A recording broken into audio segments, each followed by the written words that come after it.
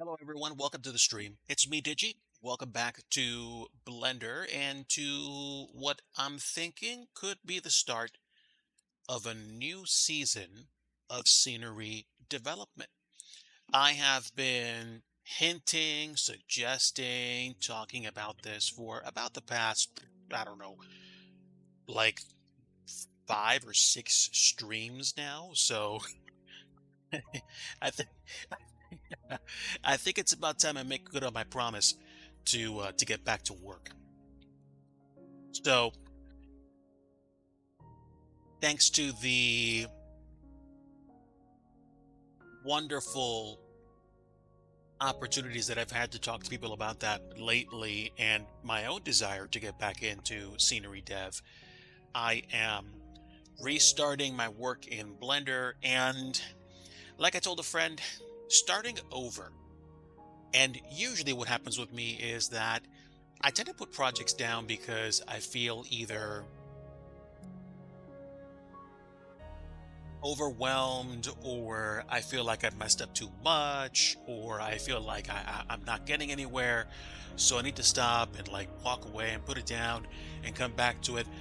But my problem was that I put stuff away and I just stopped. And I kind of feel like, yeah, there's boundary lines between boundary lines between, getting frustrated and not knowing what to do and pushing and going further than you've gone before. And then like I just shelved scenery dev for a little bit and I didn't want to touch it because I was afraid of failing. And I've talked about this on my Discord before. Failure is a good thing. It's just that when you don't feel like you want to do something, it's very hard to make it meaningful, make it productive, make it successful.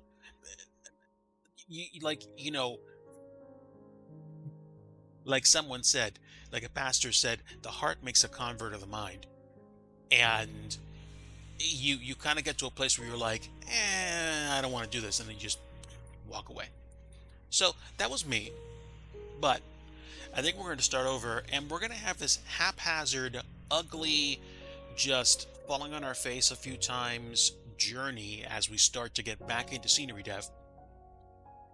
But at the same time, there's no better time to get started than now.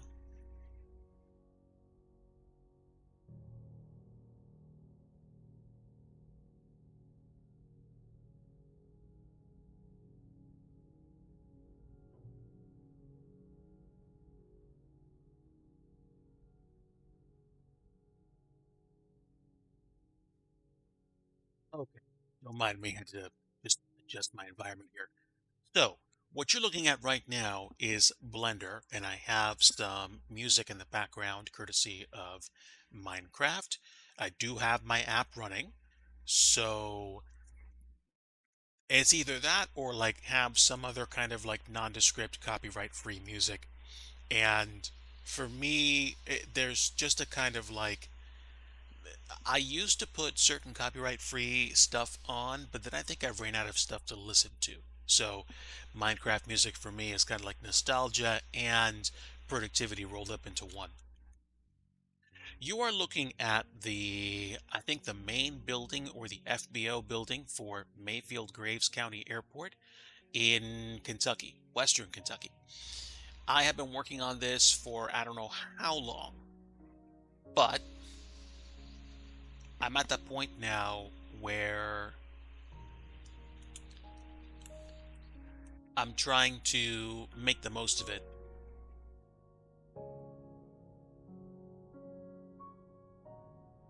And I think what I need to do is to start digging into some of the textures or some of the polygons and replace them with what I need.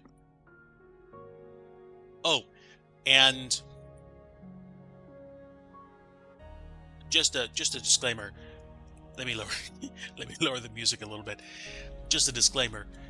I'm gonna be kind of sorta all over the place. So basically I'm gonna be jumping back and forth between things like doing Blender work, scenery development, talking about getting my files ready, stuff like that. As I get back into the scene and as I get back into doing things like plugging 3D objects into airports and whatnot, it's gonna take me a little bit to relearn my kind of productivity. So just expect some nuttiness from me in one sense. But at the same time, it's kind of good to be back to a place where like I'm making mistakes and whatnot, because that's where growth happens.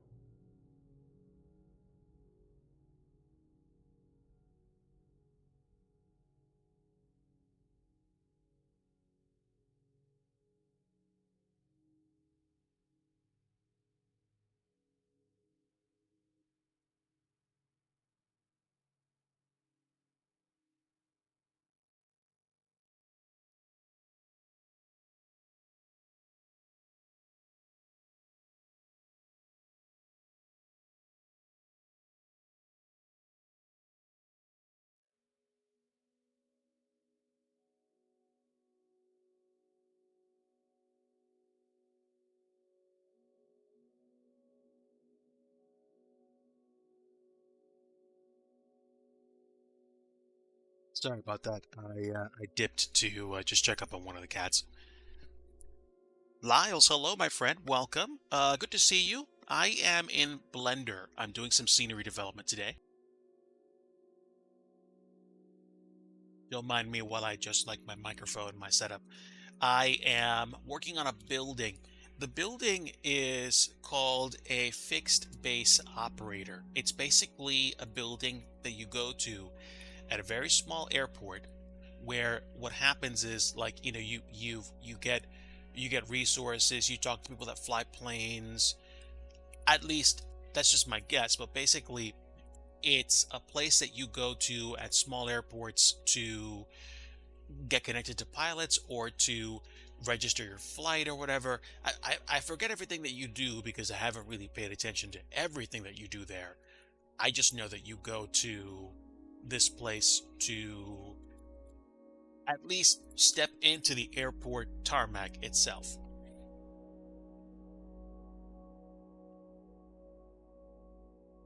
Pretty good fish and chips. Nice, nice. So yeah, like this is a place where you actually you come in through, say you come in through the front door, and then basically you might go to like, I don't know, they might have like a restaurant or something, or they might have a place you can sit down. They'll probably have a place you can go to talk to somebody to actually set up a flight or something like that. And then you step out through these doors, and then basically the area here would represent like the tarmac where you actually hop into an airplane and taxi out to the runway and go fly. And depending on the airport setup, depending on how big the airport actually is, what kind of airplanes are there, you might have a small tarmac and just a couple of like hangars, or you might have a pretty big general aviation airport and you might have more of them.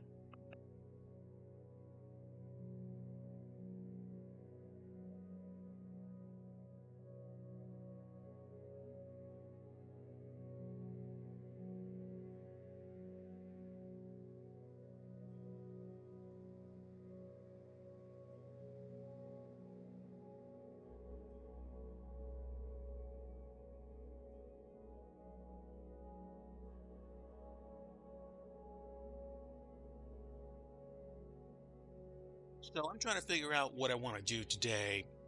And I've been working on this building for a pretty good chunk of time, at least for the past like 6 months off and on.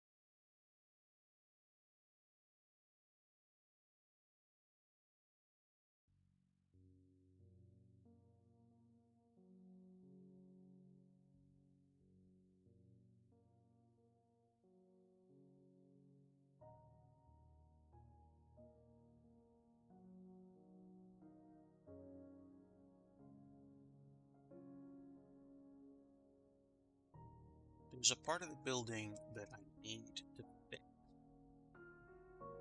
Well, not really fix, but set up.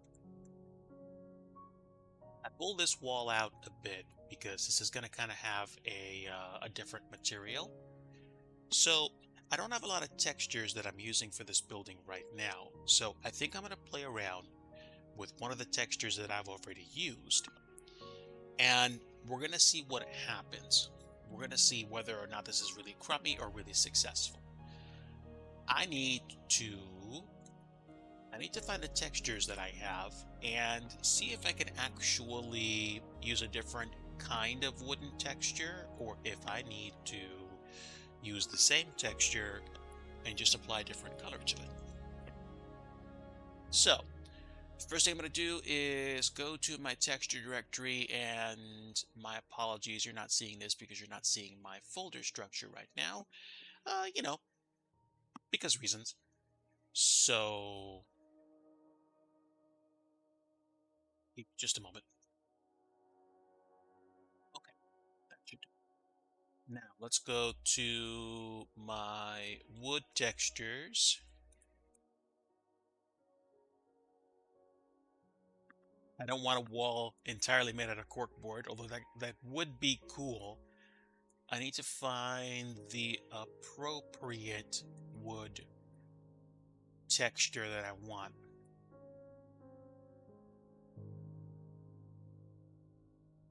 There's a cherry wood and there's like a plywood. The plywood is not the best because it's a little too pale. But if I actually use it, it might work. So what I could probably do is color the plywood differently. And it's hard to describe without really showing you. So let me see if I can find. Let me see if I can actually find some pictures of the airport. Let's see, M25 airport, and that's Mayfield, Graves County. I want to see some photos. I want to see some photos. All right, and do I have my browser screen share available?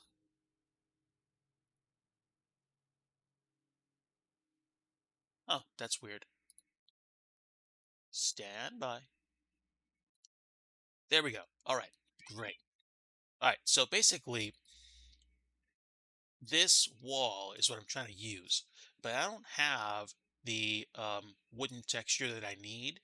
And I think many times perfect is the enemy of good or good enough. So I am going to use one of the existing textures that I have and just get creative. And hopefully that should be enough to work for me. All right, so stand by, let me go find it.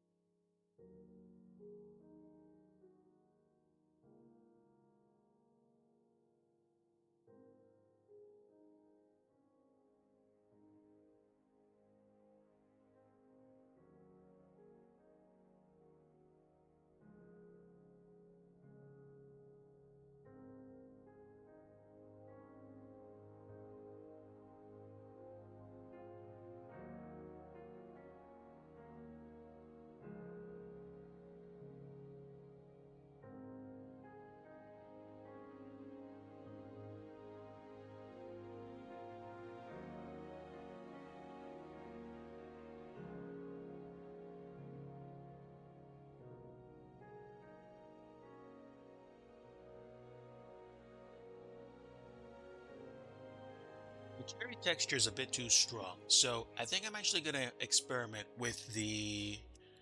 I don't know if I want to use cheap plywood or knotty plywood, but the old plywood textures are really just not to my standard. So I think I'd rather use knotty plywood.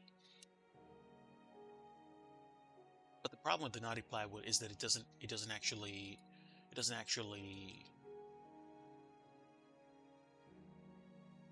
work the way I want it to. So we're going to try streaky plywood instead. I'll get the regular texture, and then we're going to get the normal and roughness maps. And that should be everything I need to actually insert it into the directory where the current project is, or excuse me, the current item is. And then we should be able to actually build it.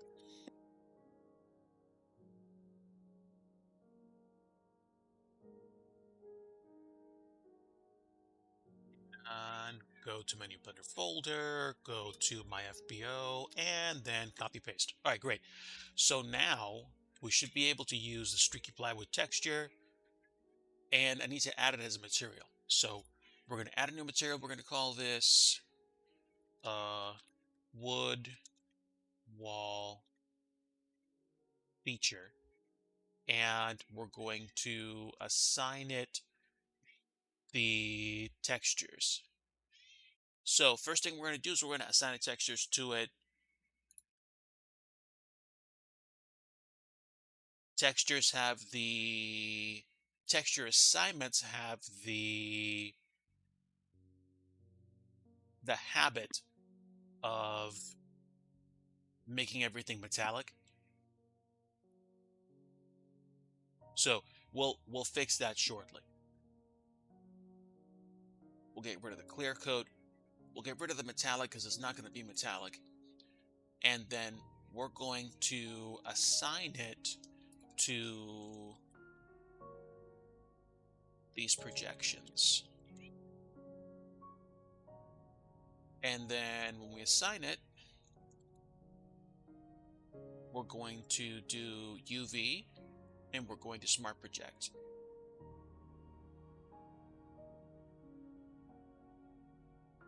There we go. And then we're going to make it like that. Okay, so in one sense, there it is. I'm probably going to scale at least the front textures somewhat.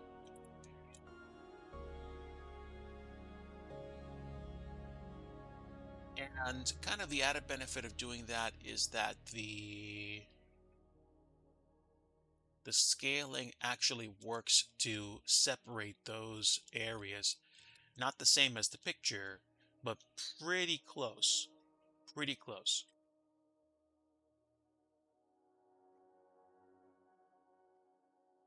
And then the picture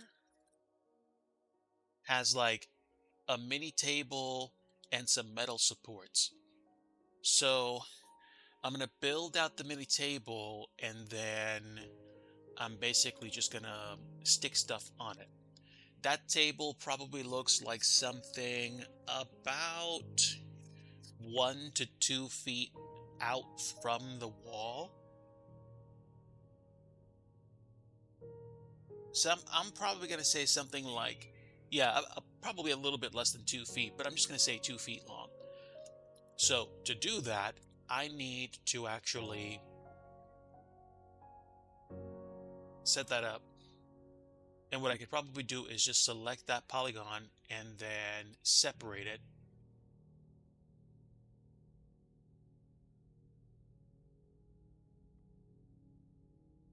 And then rejoin it to everything. Uh, because if I don't do that, oh no, wait, I can actually do that right now. That's cool. I thought I wasn't going to have to.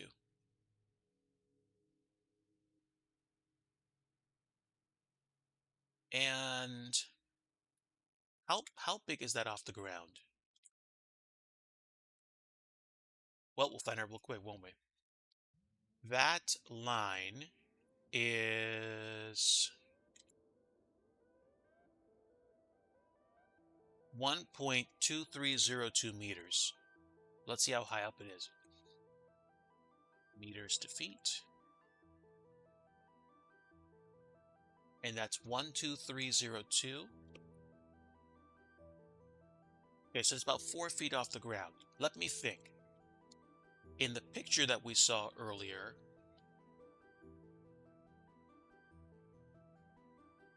let me zoom back out. Let's see. Standing, I'd probably say that's about, let's see, 1, 2, 3. Yeah, actually, it looks like about, wait, that's actually 4 feet? No, but let me think. I'm pretending I'm putting sneakers on the wall to delineate height. But basically, 1, 2, 3, somewhere between 3.5 to 4 feet tall. So let's set this up at 4 feet. And that was actually pretty close. In fact, it's a little bit lower than where that line is, which is cool. All right, so I'm going to break this out. And then with that, we'll see what the difference is. 1, 2, 3, 1, 2, 3 to 1, 3, 4 to 1, 3, 5 even. Hold on. All right, so that's about 4 feet, and 1, 3, 5 is about 4.5 feet. So what I'm saying is the table thickness is 6 inches. 4 inches is probably good enough. So what did I say that was? Yeah, that's pretty good. That's actually pretty good. All right.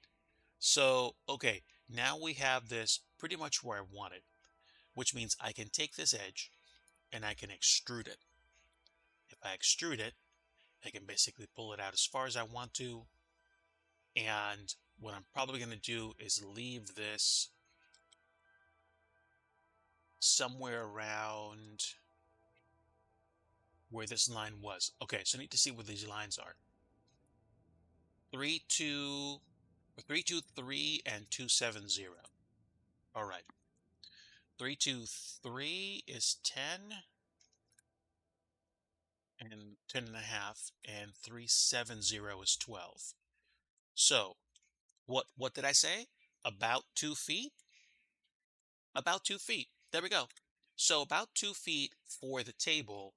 And if I take a look at the picture for reference again, it's actually pretty good because the kind of like ratio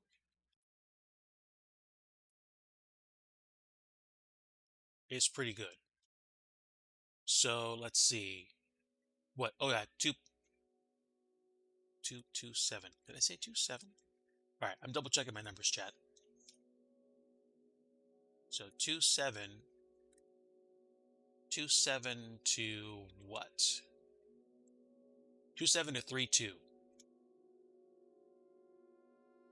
Okay, so 2, 7 to 3, 2. 10.5, 8 something. Yeah, about 2 1/3 feet, which is actually pretty good for an eyeball. And honestly, I don't need to overthink this. And I can probably create some supports for it, but I'm going to pretend that's enough for now, and then we're going to leave that be. I'm going to take the surface and I'm going to reproject it. And if I take a look at it close up, it looks a bit stretched. So we're going to play around with the dimensions.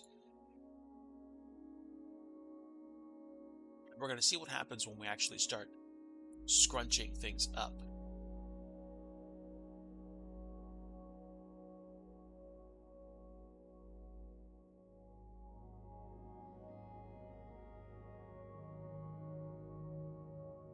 take the whole thing and kind of, let's see, expand it.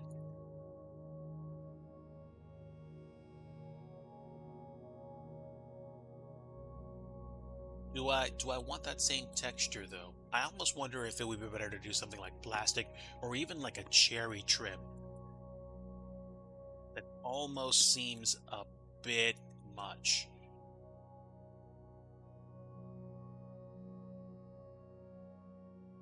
I need to find the textures again. And we have veneer. Okay, so I have this thing called bamboo wood semi-gloss. But here's the problem. Let me see how many textures I have right now. I have, let's see, one.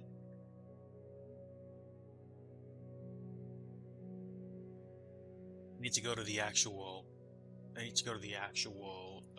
project files to see how many textures I have. Or just open up Blender and take a look at how many materials I have.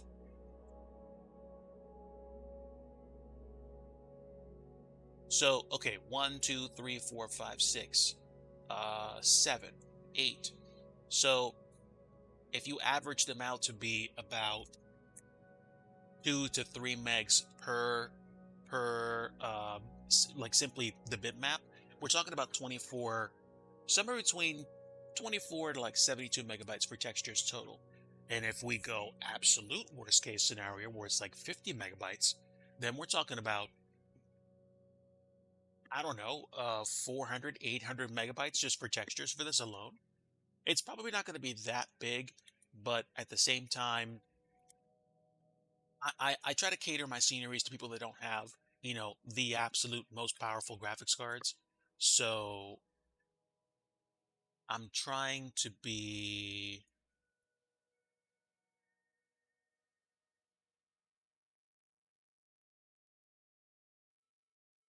fair.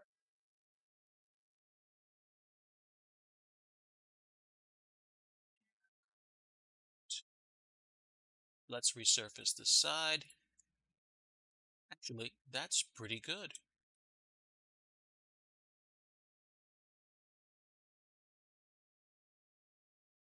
All right. The point of doing this is to do something really cool and really easy and basic. And now I think I have my prominent feature here, and the walls I think need to change color. So we're going to take this inner wall texture and we're going to start applying some slight coloration to it. I said slight. It has to be like super duper duper subtle, subtle, but not that subtle. Somewhere between like a cozy.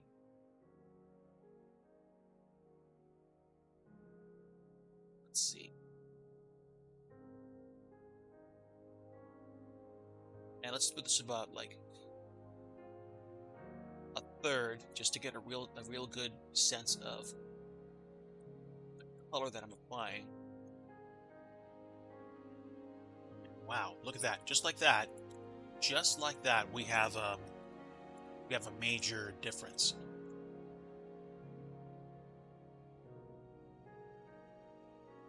So this needs to be brighter.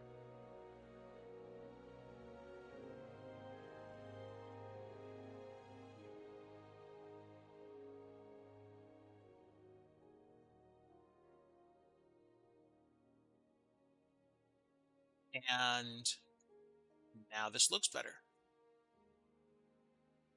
Did I color the inside? Does it matter? I'm going to leave that alone for right now. Okay.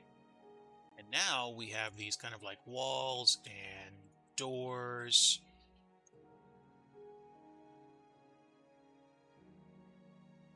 I could probably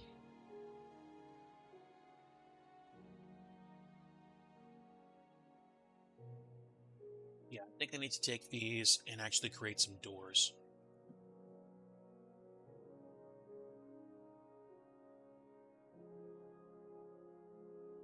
Go.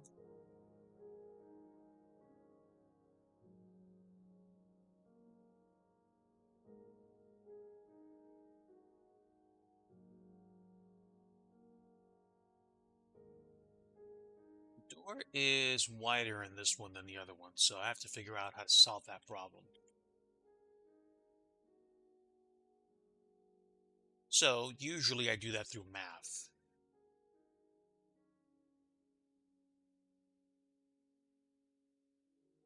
I don't care about Z. I'm going strictly for Y. My coordinate needs to tell me what's up.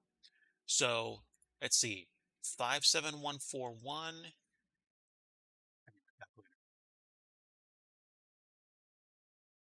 So 57141. Four decimal places precision is fine. And then the smaller number is 47717.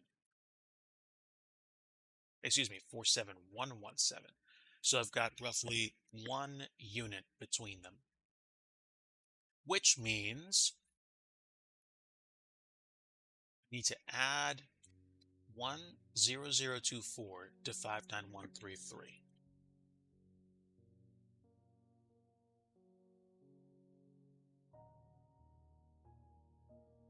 It gives me 69157. Okay, we're going to take all these coordinates and shove them over.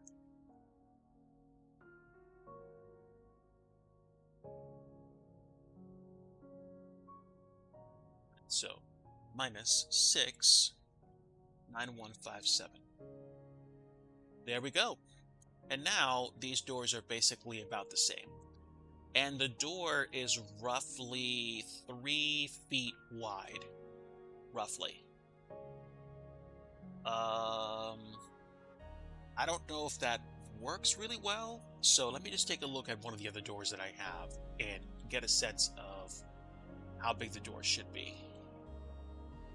This door is actually pretty wide. Doors are not something I'm going to focus on right now. If anybody was here at the beginning, I'm going to just, chill with regards to perfection. Fuzzy Pickles, hello, my friend. Hopefully you're still here and hopefully your message didn't come through too long ago. Happy to have you aboard. Welcome. If you've ever heard me talk about the idea of something called a scenery dev stream, this is it. I am creating a object which I'm going to place at an airport so that people can actually go into the building, so to speak. Good to see you, my friend. God bless you. Good to see you. And I'm about to create some very simple doors here. I almost wonder if I can find some public domain door textures, but I'm not going to worry about that too much right now. I'm just focusing on building these things. Actually, I went too far. I'm just focusing on building these things so that this place looks um, fairly realistic. And by fairly, I mean realistic enough. If I inset these, if I inset these just a little bit, we can create, oh no, wrong way. If I inset these enough, we can create something interesting. I wonder why extrude doesn't go the way I want it to go.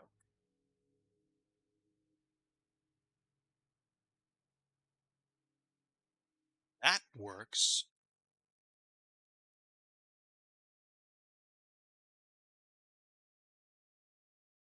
That's a little weird. Oh,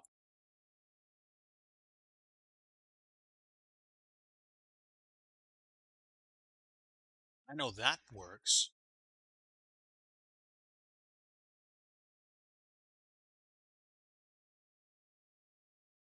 Yeah, that's a little strange. I usually don't have a problem with pushing doors in. but apparently for some reason today I do. It could be, it most likely is because I have both of these doors selected. Yeah, see? The moment I actually did that, it changed. Okay, I'm probably going to make the doors about this thick. Really go no further than the actual width of this kind of like section. Listen to me talk like I know what I'm talking about. So we're going to, first thing I'm going to do is take care of the phantom textures that got set up here. Unless I actually want to keep them. Because if I do, what I could probably do is just raise these just enough so that they're above the carpet texture on the bottom. And then basically what I've done is create a place for me to stick kind of like the rubber stopper there. Okay, Fuzzy Pickles, I got you. I got you. Lurk away, friend.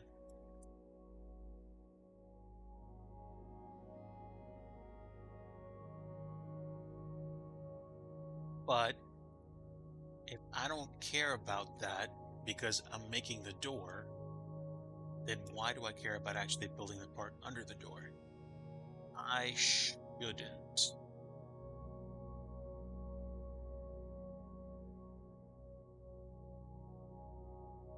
Yeah, I shouldn't.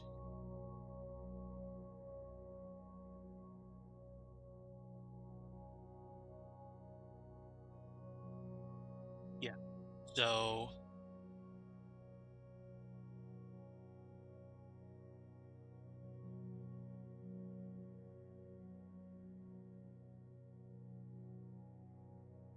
let's see if that works. Good. All right, great. So now I can finish making these doors look 3D. And we have a 3D door. It's like the bottom part of this. And now we have a flush door with the wall. I know it's kind of a problem, but what we can also do is do this. Now we have a 3D door. We can push the door in a little bit and not really cause a problem for the rest of it. Still give the illusion, of having this kind of like gap here without really causing a problem. Get rid of that. Get rid of that. And now we have a 3D door that doesn't quite take up all that space and you can actually open. Of course, that would work if you actually had a,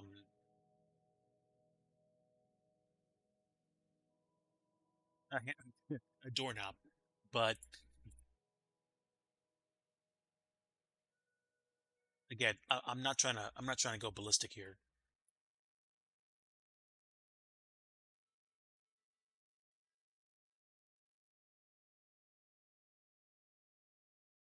Let's see. What I need to do is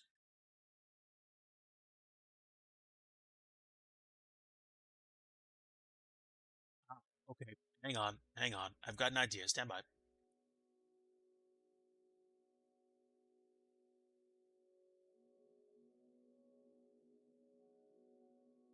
Wonder why it's not letting me choose it.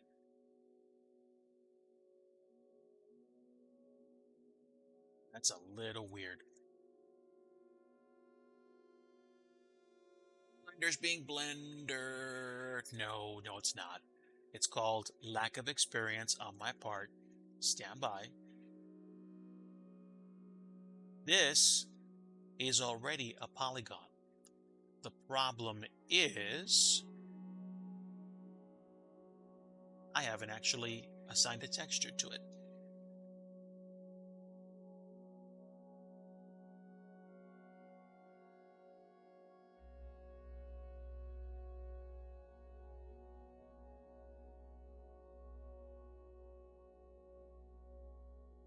if I got rid of that, what would happen?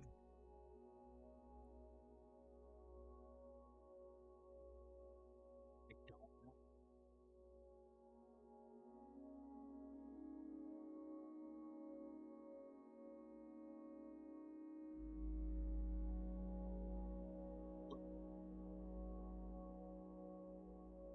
Oh, I pressed the space bar. I'm sorry.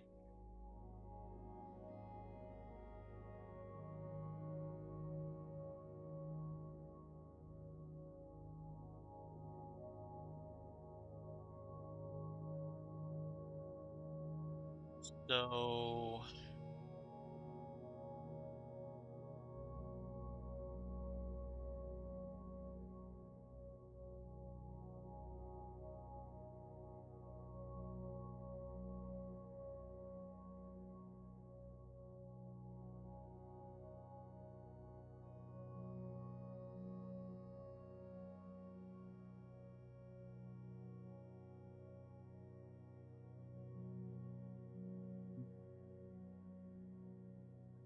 don't stress, Digi. Don't think about it too much.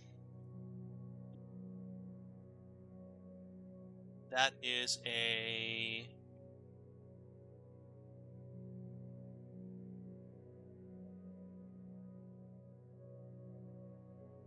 So why is it that we have two? Oh, I know exactly why. Because the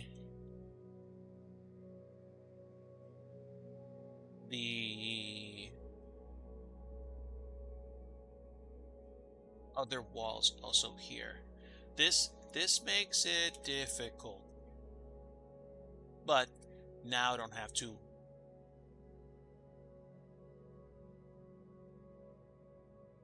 This is the kind of thing that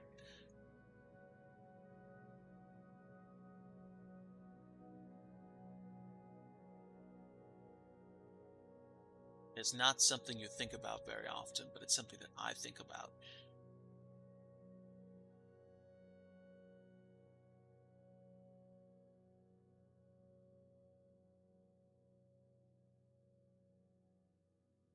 I gotta get rid of one of those walls. And now we have the other wall remaining. I can assign a blank material to it. And at least right now we have a closed up edge.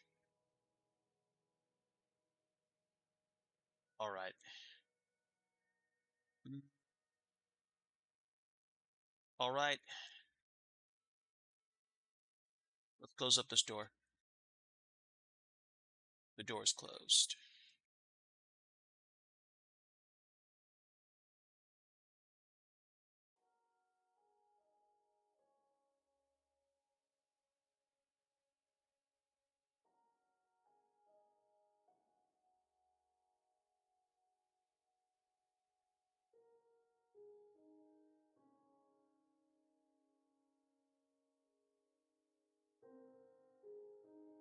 I don't know if I need to close up the other side because it kind of closed itself. All right. Let's see. What kind of a door would I use here? Probably like a painted um, semi-metallic door. So I'm going to experiment. What I'm going to do is I'm going to create a material that has no texture just to see what this looks like. And we're literally going to call it door texture. It's not really a texture, it's going to be at some point. But right now, I'm going to just basically come up with a color and assign it to the door. And because for the most part,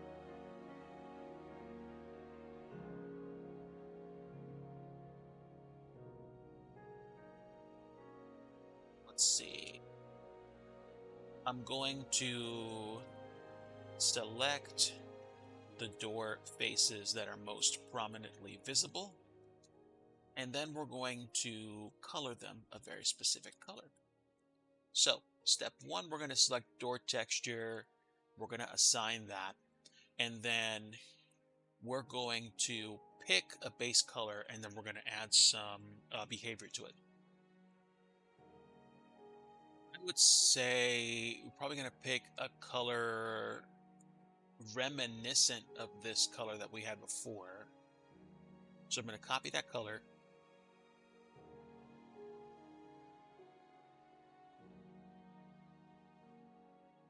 and I should be able to, there we go, reselect those doors. And then we're going to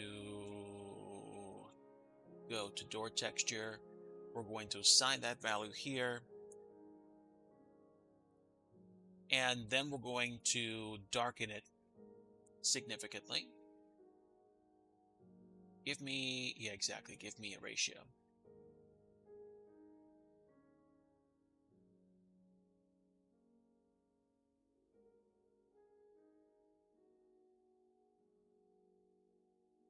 Probably even a little bit darker than that.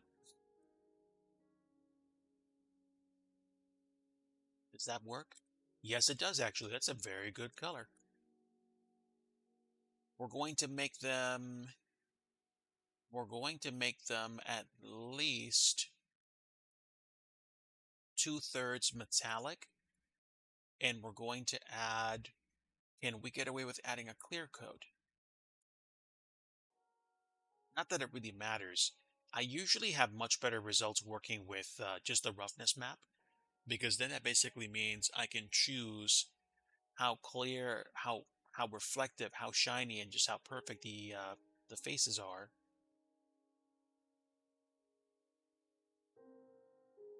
And basically anything from, I think, 3/4 roughness on down is probably going to be somewhat to fairly reflective. All right. Um,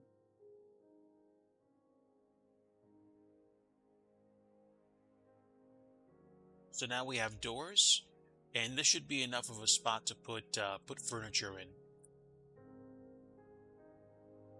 And why is this different? Oh, probably because I forgot to actually cover this up. And we're going to pick inner wall for the material and assign it. Okay, good. Pretty small office and a slightly bigger office for a few people to meet. And then I haven't decided what this room's going to be. Probably like an area like a washroom for whatever stuff we'd have here. Not totally worried about it. And to be honest, I'm starting to get in my own way. So I'm going to be picky about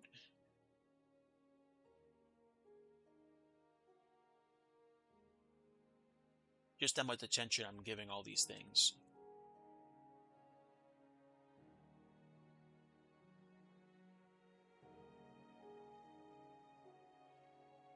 And there we go. And I should pick all these textures and remap them because they're looking a little too weird right now. And then scale them appropriately.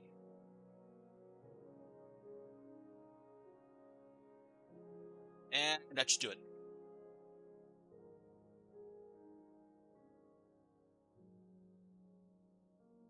That's pretty good.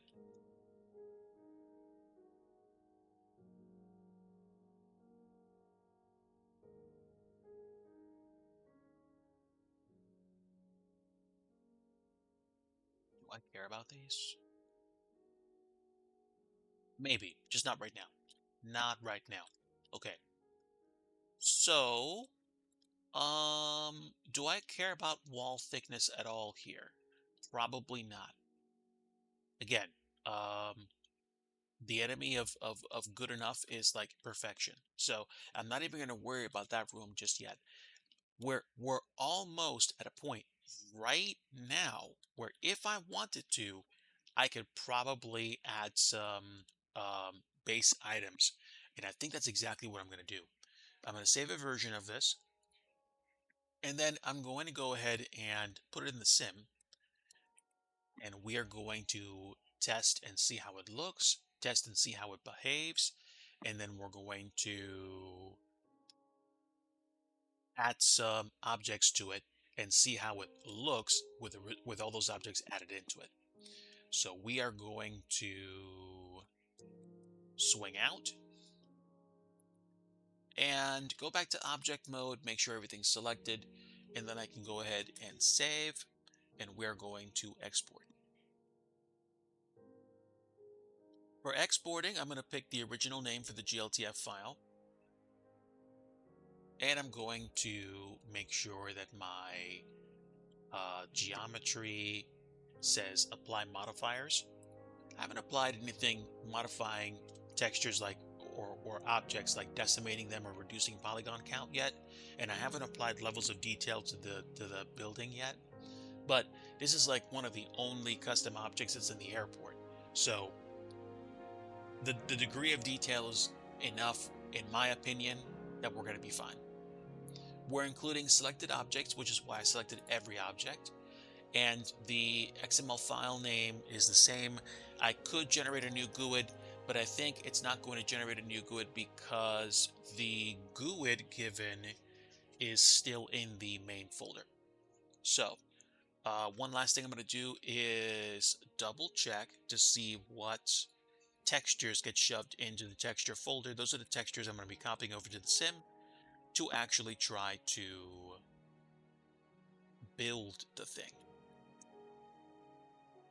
All right, there are some textures here. What should happen is that the textures should go into this folder, the texture folder for my build, once I'm done building it. So I'm going to give it a shot right now. And there we go. I have a bunch of textures that I copied over. So I'm going to put those in the fake-spaced operator folder in my project, which I have to go to by hand. Let's go.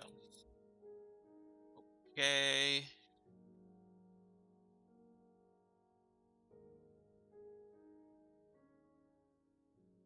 Find not the FBO file, the scenery file.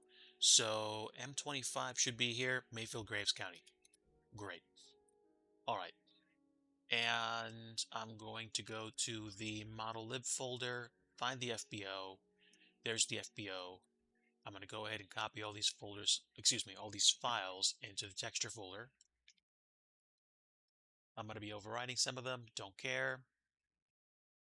And now I have all the textures that I need to actually build something. So we're going to go ahead and build it. That's also something you're not going to see right now because I'm actually using the command line to do so. And let me double check. Up at the top, I have bin, GLTF, and XML files. It is possible that because I generated or updated the XML file, what's probably going to happen is the object that I had in the sim is going to disappear. If it disappears, we just place it again.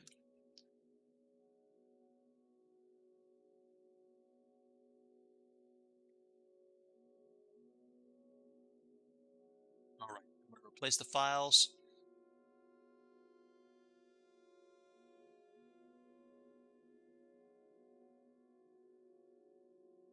And there we go. So I should be able to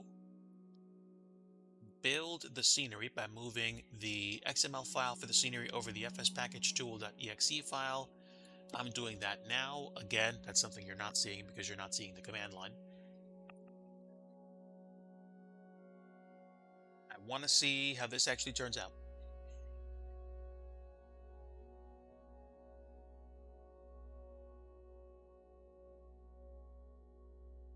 Okay, great. So just a few complaints about occlusion and metallic roughness.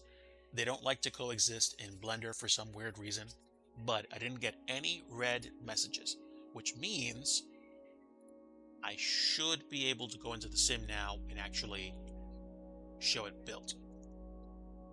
What that also means is that I'm going to turn off Minecraft because I'm going to go into the sim now and I'm going to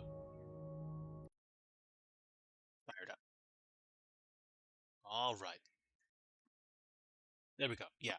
I am still developing for FS 2020 at the moment. There are still more than a few projects I need to finish, some of which I will most likely be porting over to FS 2024, given the opportunity and the time. And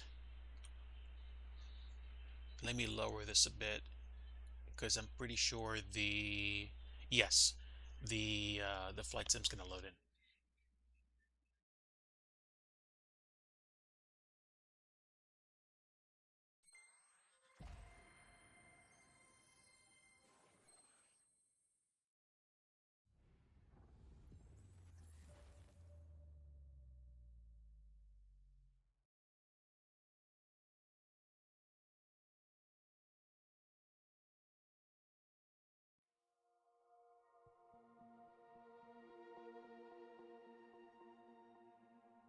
All right. We find ourselves back in FS 2020. Probably at some point in me doing scenery dev, I'll start streaming more scenery dev in FS 2024. And then we will discover or rediscover how to export. I was telling a friend of mine, I was telling Eric Flight a couple nights ago that depending on what software you're using for rendering things, you're probably going to be using different versions of 3D model exporter files. I haven't done much of any kind of development for FS 2024, so I don't know what the difference. Excuse me. I don't know if I need to install a newer SDK than the one I currently have. And I also noted a problem about 6 or 8 or 10 months back where I couldn't add taxi signs to an airport that didn't have them by default. So that might require me updating to another version of the SDK, and that's going to be tricky because if I have a version of the SDK that lets me develop for FS 2024 but not FS 2020, then that basically means that all of my FS 2020 work is instantly ground stopped forever. I can't develop airports for FS 2020 anymore, which you would think, okay, Digi, like 2024 has been out for like almost a year now. Get with the program. I get it, but I also like still using FS 2020. I know FS 2024 has its advantages and its charms. I'm starting to like flying in that sim a lot now, or at least more than I did before. I haven't exclusively switched over to it yet because I still find myself doing airliner operations in FS 2020 because it's just I have my plugins there.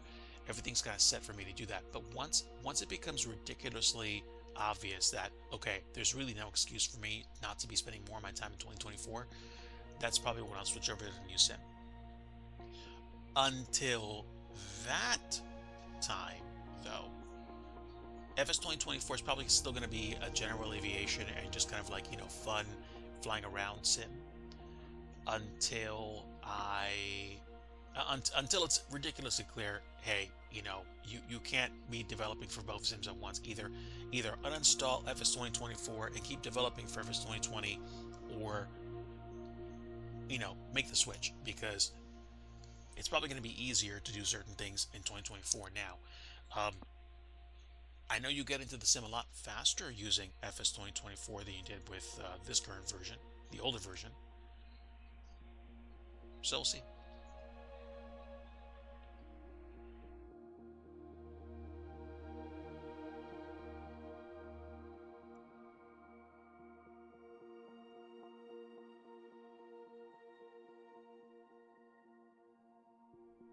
Thank you to everyone that tuned in today that is still here, and thank you to those of you, excuse me, watching the replay. If you're not watching live, appreciate you. I appreciate my lurkers. If you don't say hi at all, you're still helping to support the channel. Now, clearly, if you like to talk in chat, if you like to follow or do a little bit more to support channel, that's always appreciated. Any donation of any size, even down to a penny, is welcome. And actually, let me take that back. I don't know if you can do penny donations or penny cheers, so to speak, in Twitch or through other avenues, but it's always up to you. Now, let's go ahead and load into M25. Find it first. All right.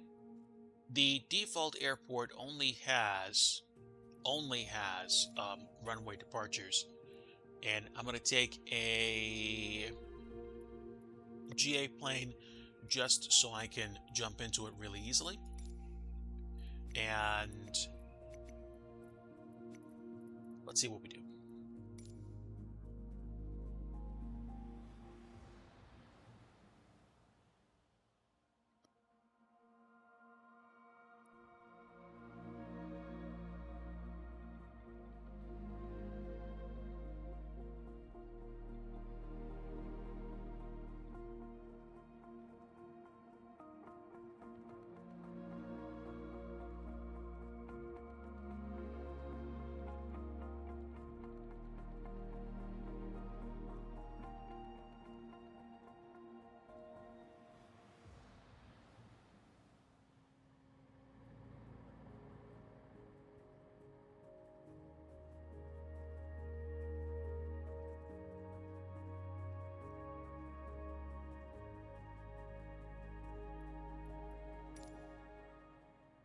All right, we're at the default airport. I'm going to slew off the runway and give you a bit of a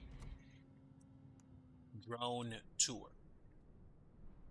So, this is what a default, or what I like to call computer generated airport, looks like. It's a different case to case basis for each airport you load into in the sim.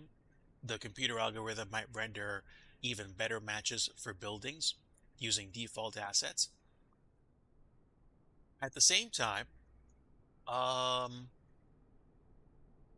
a good chunk of the time when I'm flying around the sim and I go into like GA airports, you can get a tarmac, like where you ramp up or shut off your plane.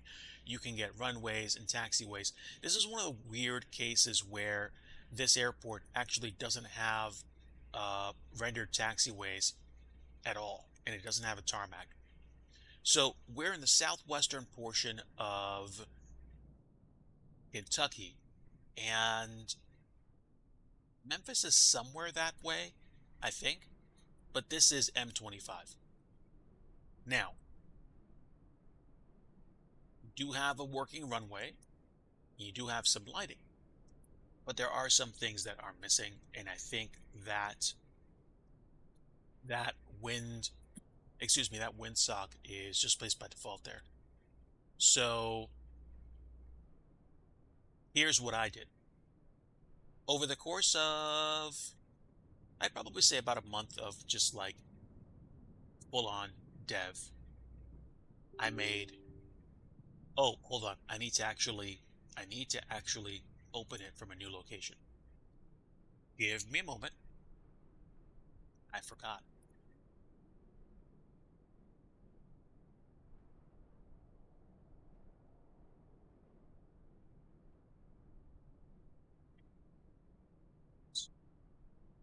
There we are.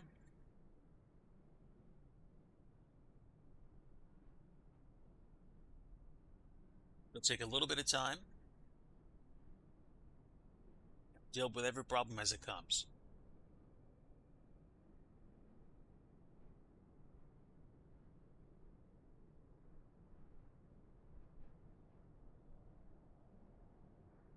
It does take a while for the sim to catch up. Okay. You're going to see things load in or not at first. let me also expand these windows a bit so you can see more. And what we're going to do is we're going to actually load the BGL, which is going to take us straight into dev mode, and you're going to see a bunch of the things that you didn't see before. Now, a lot of the buildings and assets are still uh, default, but here's what we did. And ignore the grassy tarmac. For some reason, every single time I load it in to edit, it doesn't like to draw the surface.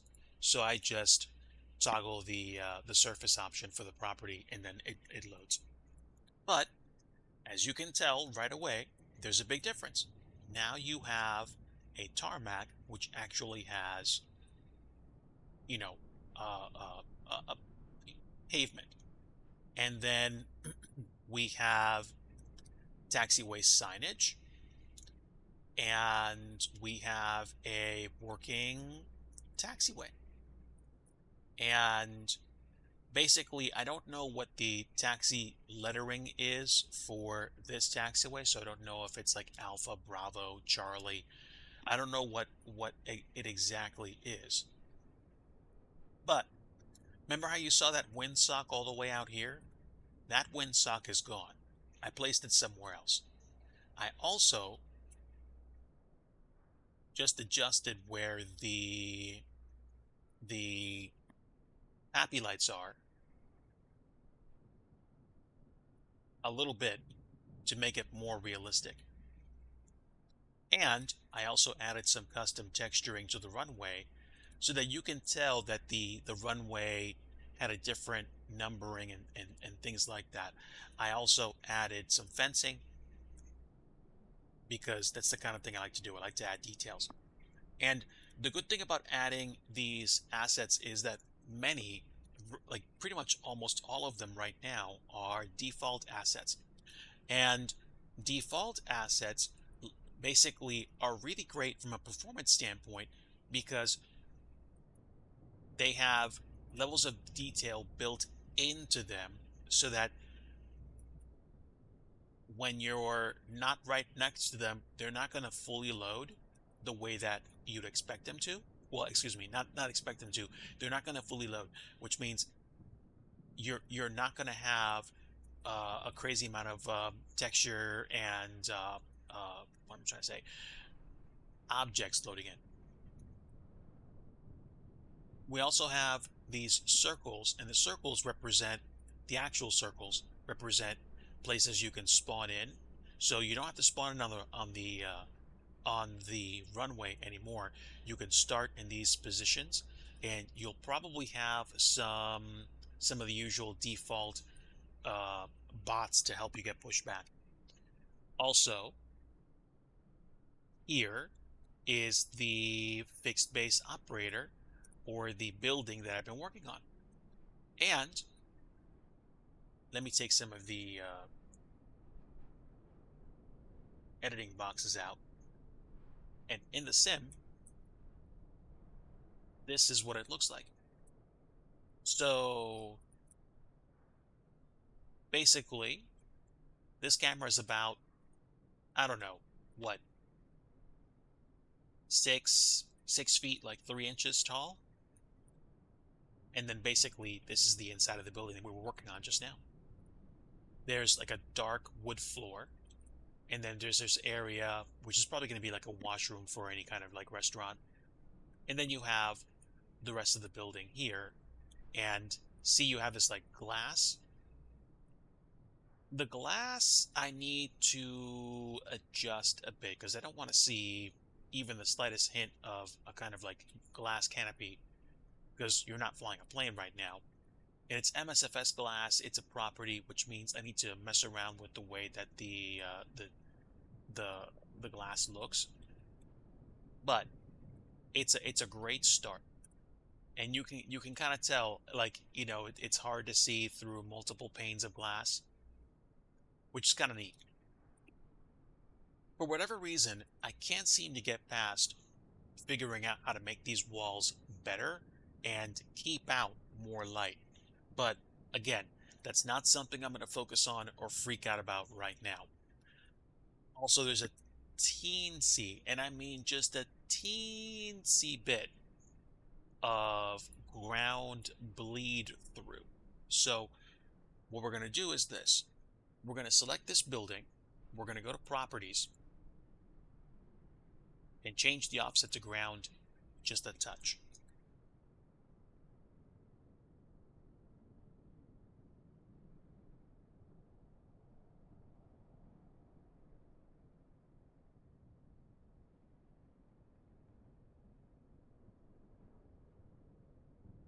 Okay. Now, this is going to cause this to be a little bit higher off the ground, but I kind of banked on this because the door frame is also right next to the ground. And technically, the higher up it is, the easier it's going to be to actually see everything.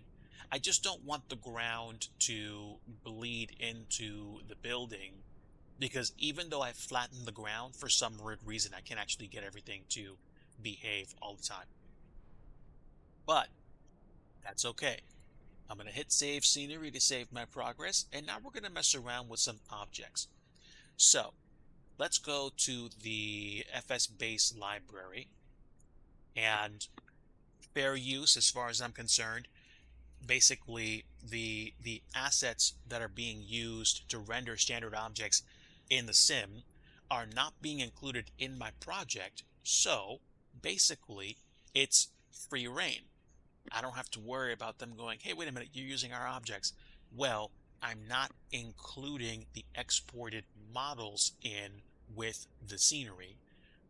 They belong to the sim, but we're actually able to do what's necessary to actually render them or put them in the scenery. Otherwise, nobody would be able to do anything except by creating every single thing from scratch custom. Now, if I took their custom models, excuse me, their standard models and put them in my scenery and exported it and put it up on like, Sim Market and said, these models are mine, that's a problem. That would be bad. So let's not do that. Let me see what I can do to find some chairs and see what happens when I put them in. Oh, look, not bad, not bad. So we have terrace chairs. I want some like high top chairs here, but I'm not going to worry about that too much. Would I actually look for a stool? No. So just use chair. And let's see, plastic chair. Yeah, that's actually not too shabby. I'm going to open up default assets, and then we're going to do this. We're going to put a chair in.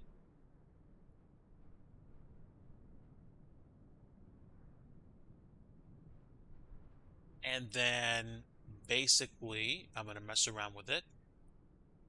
Rotate it so it looks like it's where it should be.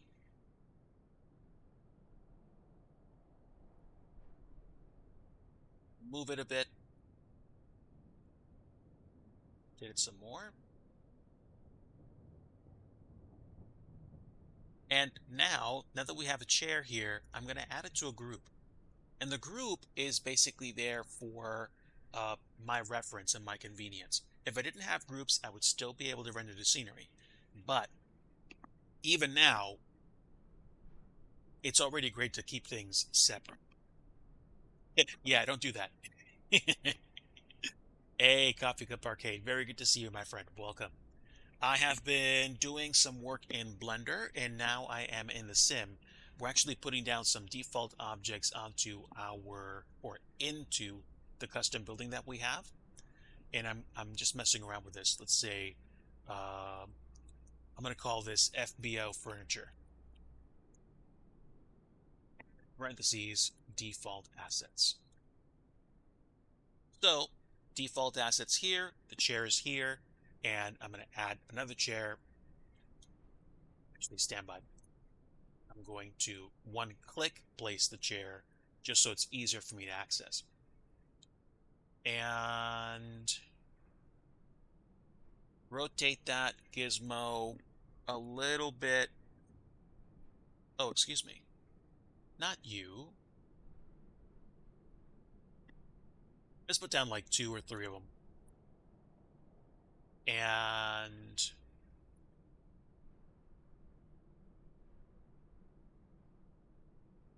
let's see. I'll make sure that chair is in the FBO furniture group. Those two are.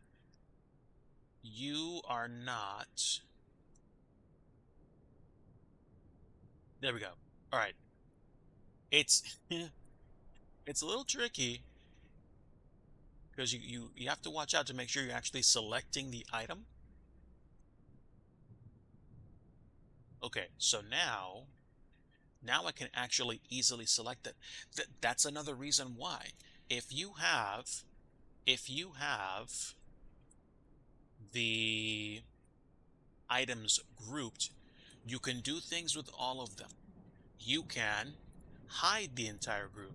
You can show the entire group. I think you might even be able to do certain things with regards to transformations or work on the entire group. See how many times I had to click just to get back to the chair? If I go to the group, I can select the individual chairs without having to click and going, I hope I actually selected this time. Now, exactly which chair I choose, that is that is a bit of a trick. But at the same time, no worries.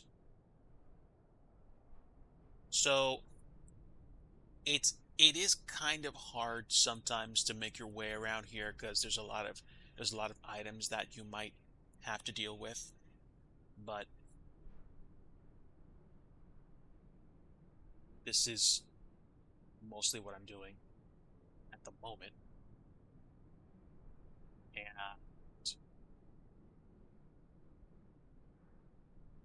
you might have a group of chairs here, and let's go to let's group all these into another subgroup, and we're going to call them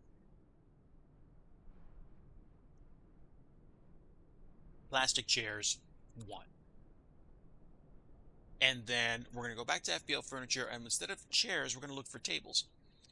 So we have picnic and terrace tables, and actually these terrace tables are dope because now we actually see that we can do more here. All right. So terrace table 2B. Actually, this works really nice. Okay. And you know what? We're probably going to put these chairs here because I want to give the impression of a nice little seating area. And we can put one here. And we can put one here. And if I go closer and I take a look, yeah, it's gonna be that's gonna be probably about as good as it gets. I can probably put these chairs here as well, but I'm going to decide against that for right now. So we're going to take both of these and we're going to add them to a subgroup called tables 1.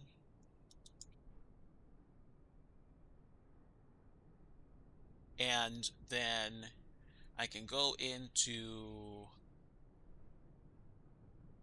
here and grab these tables and work on them, again, without spending a lot of time trying to click to find them all. And again, the deal for me is I'm not going to think too much about how they're placed, as long as they're just placed in here. For me, it's like, okay, I'm coming along here and I'm just adding some detail. But you can already tell that you are getting more out of the transaction just by having things here. Do we have couches at all? Do we have Let's see.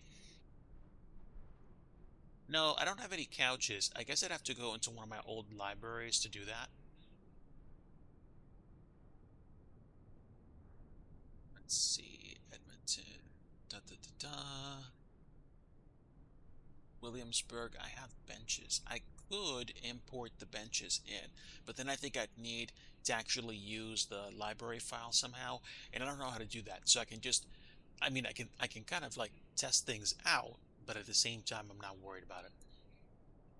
There's a lot that I have from other projects which I'm clearly not going to be using for reasons. But what else can I do? Do I have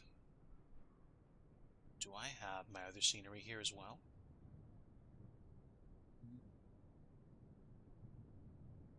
I can't find it right now, but hold on.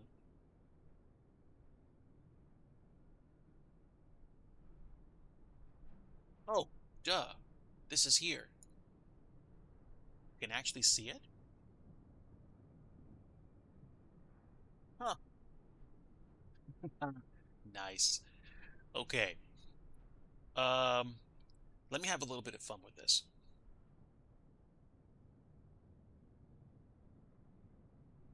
All right. So, FBO furniture. Let's see. Default assets. Let me add a TV. And we're going to remove snap to ground because that needs to go up.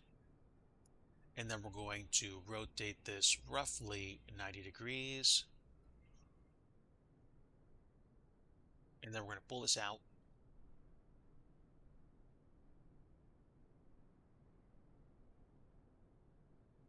This was an asset I used from a different project that I had not that long ago.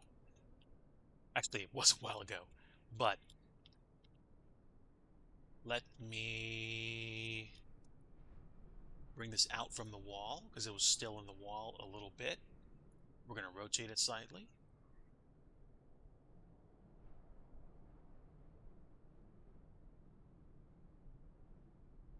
Okay, now, this being one of my first objects, low tech as it is, it's animated, but then at some point the loop kind of starts to really get in its way, and some of the pictures will basically start to show in front of others out of turn. But again, I'm just kind of like testing things out. You can immediately tell that this place is starting to come alive. And I'm going to add this and anything else I add from other places to a group known as remove this group, because those are assets that I'm going to have from another project, which I don't want to mess around with right now in terms of making sure everything checks out.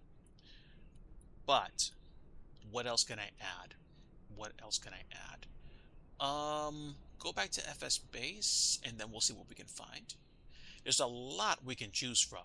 A lot. So let's just say we're still setting the place up. Give me a container. Okay. This isn't a commercial terminal yet, but clearly you can see, like, we can add things here. That's too big. That's too big. Oh, you know what we could do? We can find trash cans. We can find trash cans.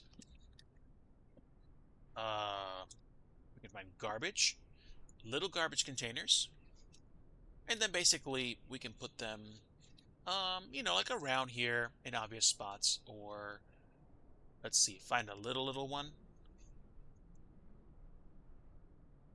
It's a garbage decal. I can't tell. Hmm, interesting. That's a big trash can. That's for outside. Okay, so let's do this. Let's put a trash container here.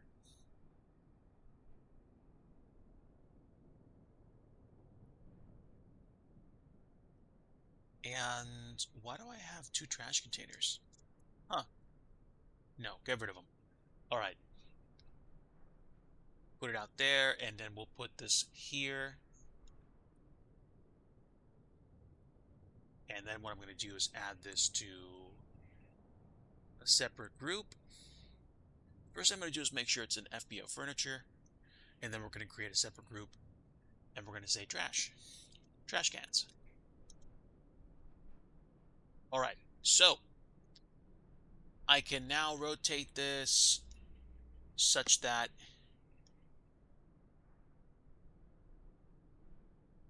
it's easy for me to put this wherever I want it to go.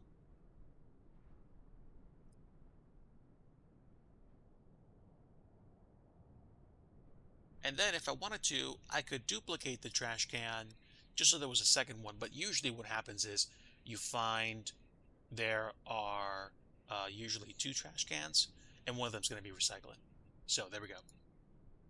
Now we have two trash cans, and I'm going to take this trash can, get the heading, and make it the same for this guy. And now you have basically a can for trash and a can for recycling. And there you go. And boom, now you have recycling in one corner, you have a TV there. What I need to do is I need to get some tables for these conference rooms, and I can build the models myself, or I can basically just stick them in here. But let me get some default tables, and let's see. Picnic table, no. Terrace table. Actually, this is pretty good. There you go. So there's like one table right there, and I'm going to move this out of the trash can group and put this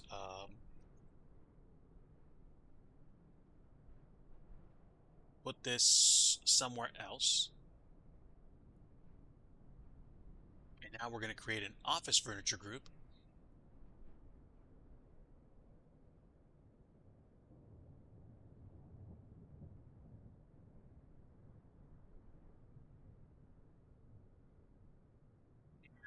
And I can go into this smaller office and just make it for like two people.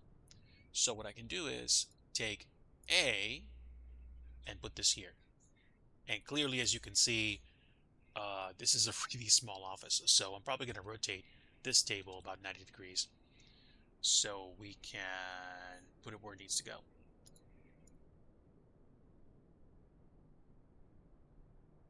Office furniture. Okay, yeah, great. Cool. Gizmo, rotate 90 degrees.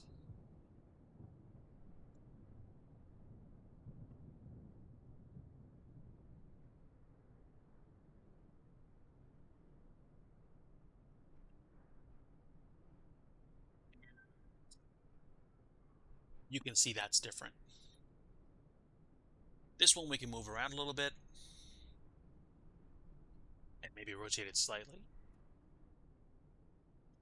And bam.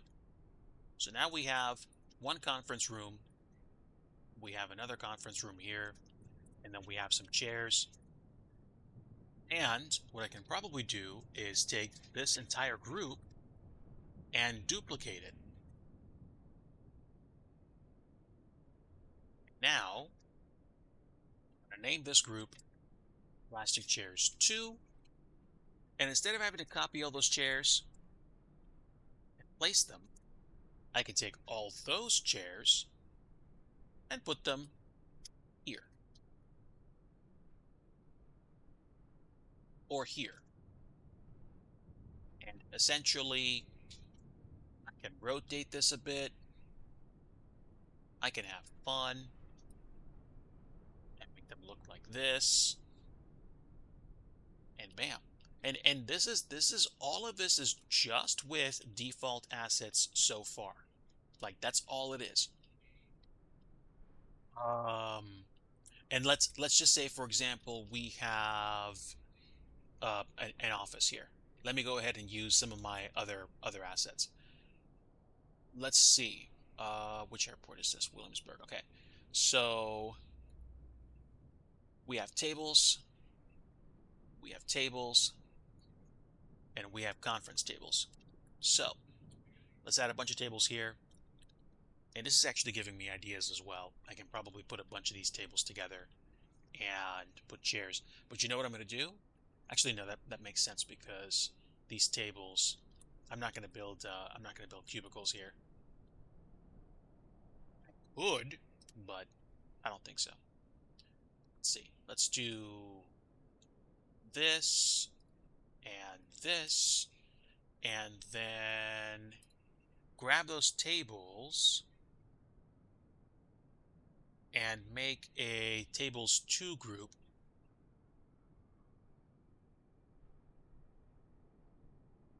in office furniture.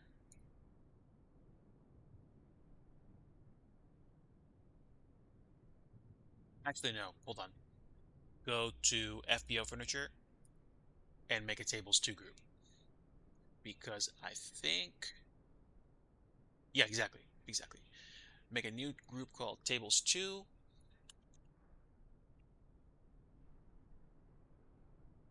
and now I can move all of them to tables 2,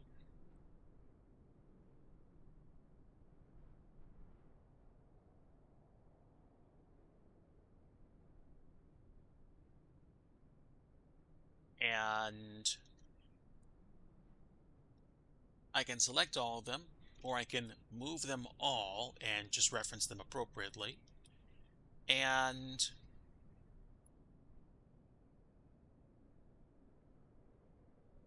get them cleaned up so they're not quite so all over the place.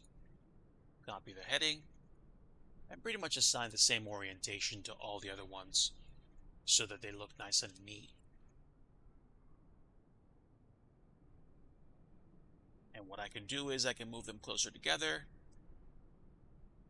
and boom.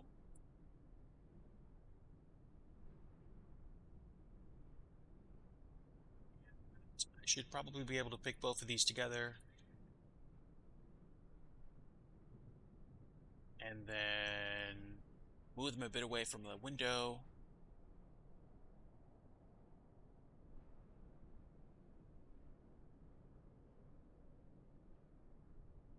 Copy these two over. And then fix them. Probably move them closer together. And then you have some tables, you have some chairs, you have a couple of places to sit down, and I wonder, actually, hold on. Let me move this tables 2 group into the remove this group section because I don't want to forget that those tables do not belong to the current build. I need to build them and replace them again. But that's all I'm going to do for the furniture that I actually got from a different build. Now, I want to see something. Flag base. Okay. These are big flags. Can I scale these down? I wonder. Most likely. Yeah, and they're all from here. So let me do this.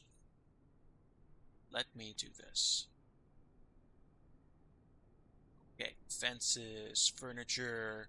Okay, I have the group selected. I'm going to go ahead and add this one. Leave it there. And I'm going to shrink this to, let's say, quarter scale. Okay, let's do eighth scale. And yeah, it's going to be an animated flag anyway, so that's not going to work inside. All right. So what about you? All right, that's fine. Don't care. Give me eighth scale. Okay. 16th scale. Somewhere between that. So 0.08, 0.12. Okay, 0.1. All right, great. Superb even. Now we're going to make a new group. And we're going to call this group flags. Okay, superb. Now I can put this kind of like in different parts of the building, like one there. And actually, you know what? I'm probably going to put these flags near the entrance. So, one here, and then we're going to duplicate it and put one here. And I do not believe these are animated, so they shouldn't be moving with the wind. But look at that. In the space of about like maybe 20-25 minutes, I went from having a a empty building which I created to now having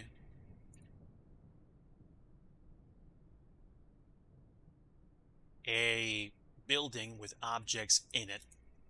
And no, it's not perfect, but guess what? It looks way more lived in than it did when we first set it up. And there are still plenty of things that I have to fix and do, but at the same time, it's like, okay, this is a great start.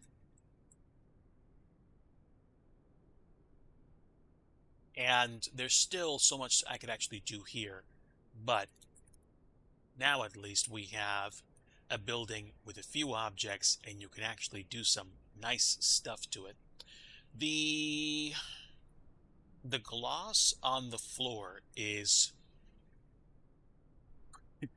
crazy glossy, crazy waxed up. So I'm going to take that down several levels, or at least a few. And I'm also going to fix the difference in height between this and the floor, or try to. But this is not bad for a great start.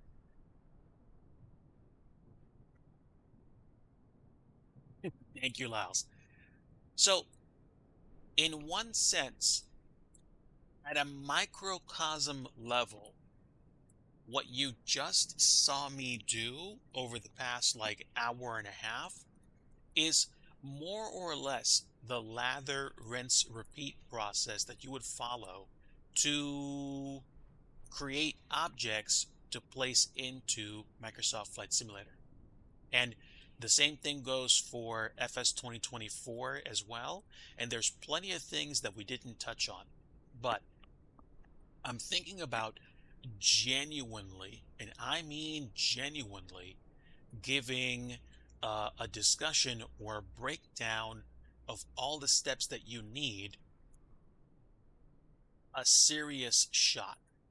That way, if you're actually interested in building airport scenery for the sim, then we can talk about things like figuring out what you want to build or getting an idea of some of the resources required, how long it might take you.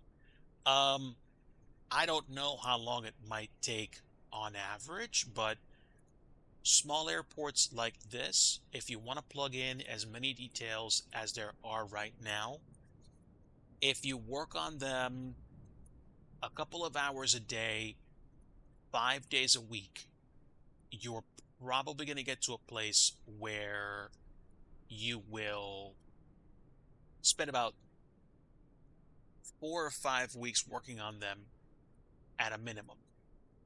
And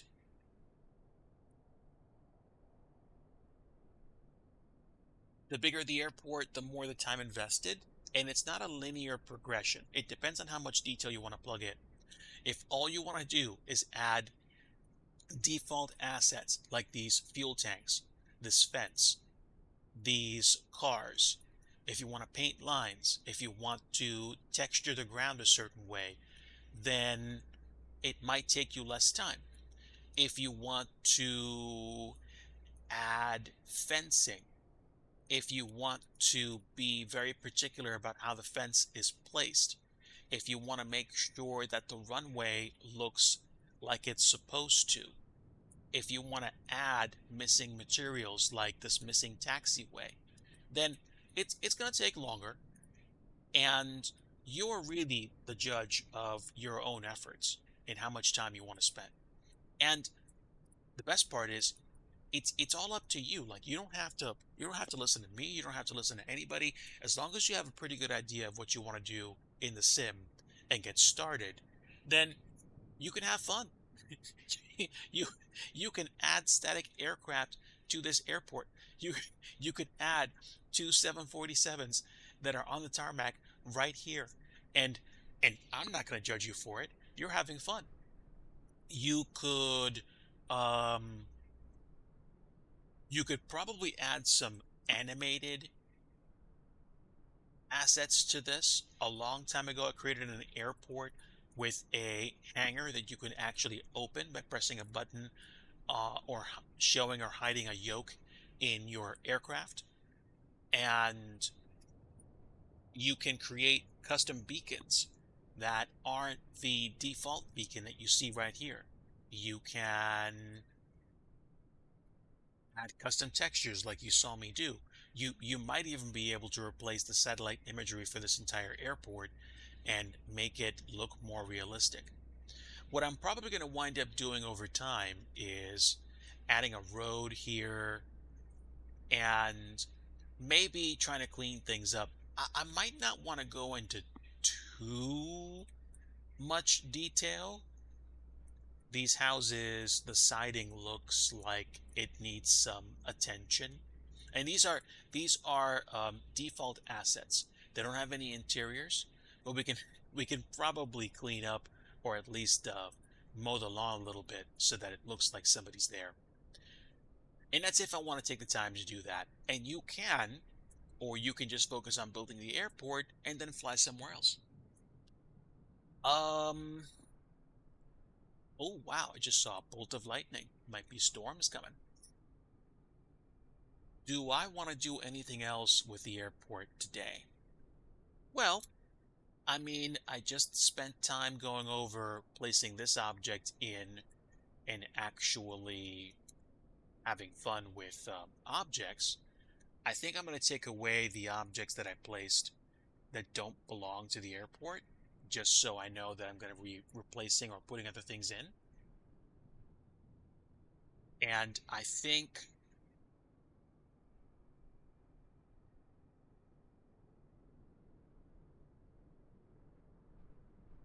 where did I have the other stuff? Hold on. Taxi signs, polygons, probably under default assets. Via furniture. There we go. So this group is the TV and the tables that I had from the other scenery. So I'm most likely going to get rid of this because, again, this isn't a part of the scenery. I don't want to actually save that change. So I'm going to go ahead and hit delete, and they're gone. Then I can hit save scenery. I can hit build all.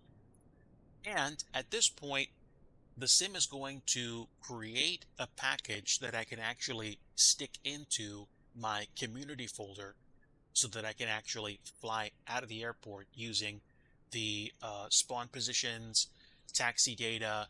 The AI can actually use that as well and fly small airplanes out of here.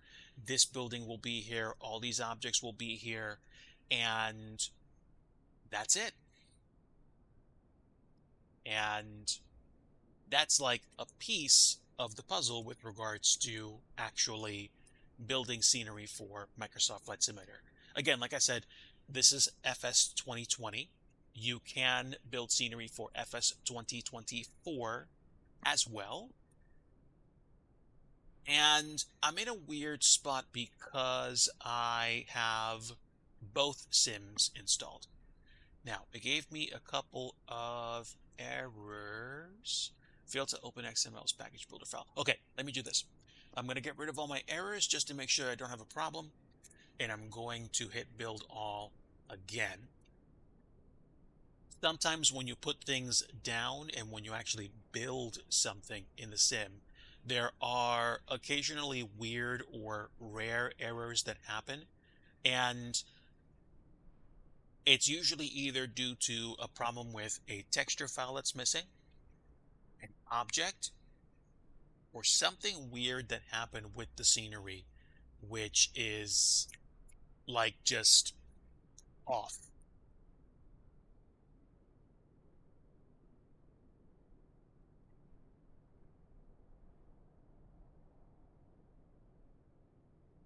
I have an older backup of this as well, so if for some reason my scenery completely goes bad, I can fall back to that file. I'll lose some progress, but I can start over. And now you see we have no errors. We've compiled the file, which means if I wanted to, I could give this in a zip file to somebody and they could put it in their FS 2020 community folder and go flying. So there you have it. Um, Actually, I had a good chunk of fun with this. So I think what I'm going to do is actually call it for scenery dev for right now and go over my upcoming plan with you guys. I'm probably going to be doing scenery dev on a weekly basis, weeknights when things are quiet. I'm probably going to be doing these streams without microphone. I might have the in-sim audio. I think you might be hearing a little bit of the wind and stuff like that, so that you can actually hear the wind or hear anybody flying into and out of the airport. I usually have my multiplayer turned on. Sometimes I turn it off, depending on the airport I'm working at. So I can't promise anything, but I'm probably going to be doing development either weeknights or at least 2 to 3 nights a week for anywhere from a half an hour to an hour at a time. The lower the band of time that I have, the more likely it is that I'll stream it. Just to keep myself accountable to you guys, just to keep myself accountable to myself, and to get back in the habit of doing things no matter how small. Because personally, I know scenery development can be enjoyable, but at the same time, I know it takes time. This is not something, unfortunately, you can throw together in 60 seconds. In the future, it might be, but at the same time, it takes deliberate effort and it takes a little bit of planning to do what it is you want to do to achieve your result. So, probably either Mondays, like Mondays, Tuesdays, and Wednesdays, or at least 3 times, 2 to 3 times a week at odd times. So essentially what's going to happen is this. If you're a member of my Discord, then you'll probably get a quick notification. Hey, I'm going to be going live in about 5-10 minutes. Come hang out if you want to see me do scenery dev. And then I'm going to stream. It's probably going to be sometime around starting around like 9:30 or 10 o'clock or 10:30 Eastern, going for about an hour. And once I'm done, I'll just basically, log off the stream. When I'm not doing scenery development, I'll probably just be flying for fun or doing some trucking. I might get back to doing some more Japanese trucking on stream. And then maybe the occasional flight. But I think we're going back into the season where flying in the sim for me on stream is going to be more of the exception instead of the rule.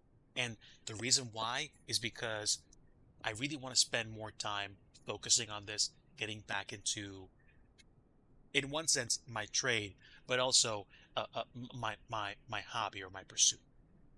So look for more streams like this in the future. Am I totally done with flying on stream? No. But by comparison, my flights are going to start getting a bit rarer as we go into July, August, and September. More towards the end of the year, I might ramp down a little bit and start doing way more flights like I have been the past few months. But That'll be a future me discussion. That's okay for now. All right. In the meantime, I wanted to say thanks to everybody that tuned in today, like Lyles and Fuzzy Pickles and Coffee Cup Arcade. I will potentially be back tomorrow night, Yahweh permitting. And again, I'll probably announce it on my Discord, but you'll see at least 2 or 3 streams from me a week around sometime between, like, say, kicking off anywhere from like 9 to like 10 or 11 o'clock. The later it is in the evening, the less likely that I'll basically be streaming for a very long time.